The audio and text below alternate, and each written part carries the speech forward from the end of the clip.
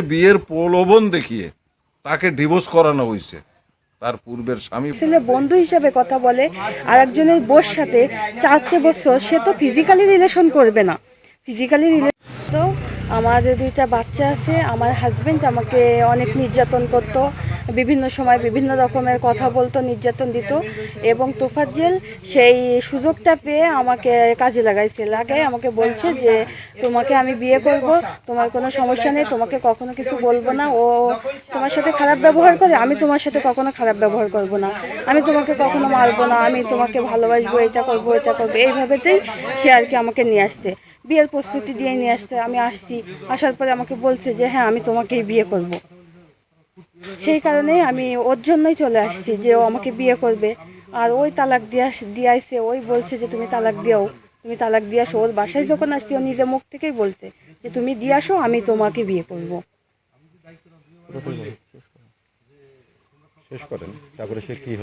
তারপরে বাসায় আসছি, বাসায় আসার পরে তালাক দিয়ে আসছি, আসার পরে সে না স্বীকার যাচ্ছে, যে এখন বলছে যে আমি বিয়ে করব না, এই না সেই না, আমি বিয়ে করলে সারা জীবন আমার জ্বলতে হবে, এইটা সেইটা বলে আমাকে মানে ইমপ্রেস করছে যে করব না বেদায়। তা আমি আপনাদের কাছে বলতে চাচ্ছি যে সে তো আমার সব জীবন নষ্ট করছে, সে আমার ভবিষ্যতে সব কিছু। তা না হলে দেখেন যে আমি এই 2টো বাচ্চা থুয়ে আসছি, তো আমি 2টো বাচ্চা থুয়ে আসছি, কতটা কষ্ট না হইলে, কতটা খারাপভাবে না থাকলে যে আজকে ভালোবাসার জন্য 2টা বাচ্চা থুয়ে চলে আসছি ওর কাছে, আর ও কেন আমার সাথে এরকম করবে। আমি আপনাদের কাছে দাবি যে ওর সাথে বিয়ে দিয়ে আপনারা আমার এখানে ভালোভাবে রেখে দেন, ওর বউ হয়েই আমি এখানে থাকতে চাই, এটাই হচ্ছে আপনাদের কাছে আমার দাবি।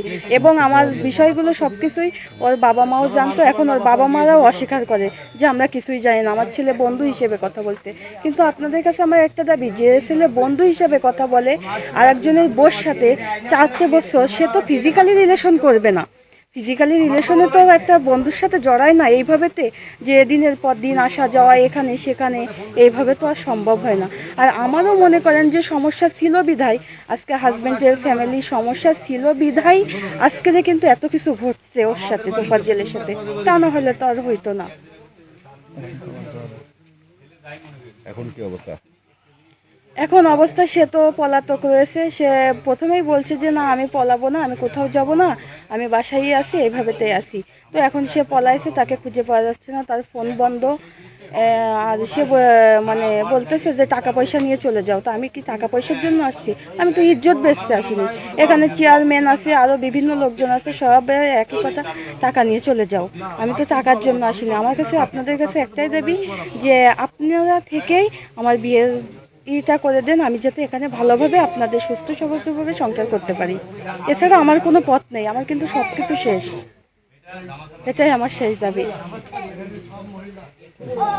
মেয়ে যেহেতু আসছে এখানে, তার বাচ্চা কাচ্চা রেখেই আসছিল, আমিও আছে আগের পক্ষে। এখানে এসে বিয়ে শাদী না হতো, ডিভোর্স না হতো, তারে আমরা বোঝায় পাঠায় দিতাম, সে চলে যেত, সমস্যা ছিল না। কিন্তু তাকে এখানে বিয়ের প্রলোভন দেখিয়ে তাকে ডিভোর্স করানো হয়েছে।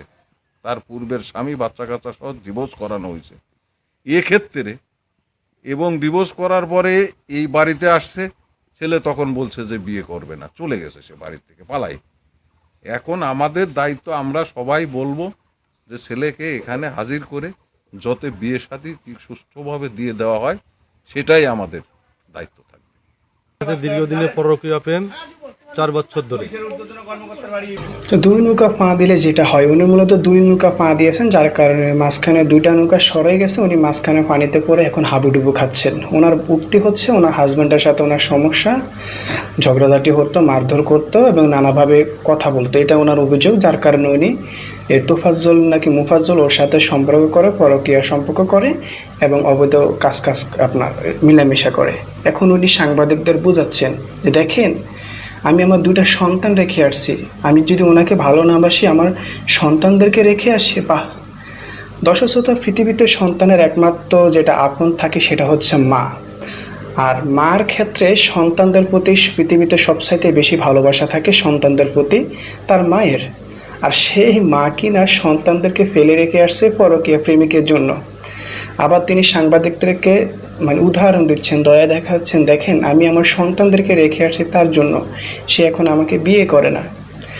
উনি বিপদে পড়ে ওনার সাথে ওই পোলার সাথে পরকীয়া করতেছেন, কারণ উনি ওনার স্বামী ওনাকে আপনার নির্যাতন করতো, জ্বালাতন করতো, যার কারণে উনি বাধ্য হয়ে উনি পরকীয়া করতেছেন।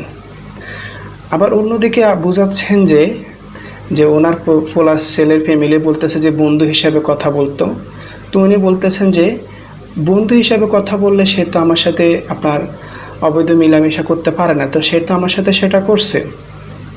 এখন দেখেন, এ ধরনের কুলাঙ্গার মহিলা জাতির জন্য আপনার পুরো সমাজটাই নষ্ট হয়ে যাচ্ছে, একটা সুন্দর পরিবার নষ্ট হয়ে যাচ্ছে, যাদের ভিতরে কোনো ধৈর্য নাই।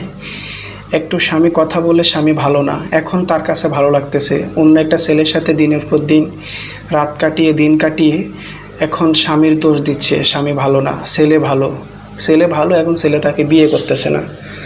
আর বিশেষ করে এই ধরনের মহিলা পুরো একটা সমাজ নষ্ট করে। একটা মহিলা যদি একটা পুরুষকে সুযোগ না দেয়, একটা পুরুষ কখনো পারবে না একটা মহিলার সাথে খারাপ কাজ করার। এই মহিলা সুযোগ দিছে বিধায় ওই পুরুষ তার বাড়িতে গিয়ে তার সাথে খারাপ কাজ করছে, অবৈধ মেলামেশা করছে।